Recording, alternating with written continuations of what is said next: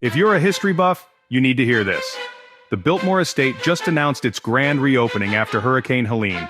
Nestled in the heart of Asheville, North Carolina, the Biltmore Estate has weathered many storms, but none like Helene. The tropical storm forced the estate's closure, impacting the local economy and tourism.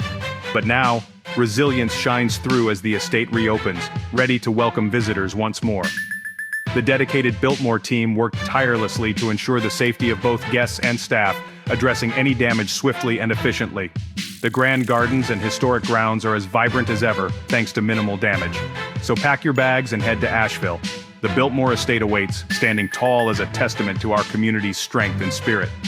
Don't forget to check for travel updates and road conditions to make your visit smooth and enjoyable.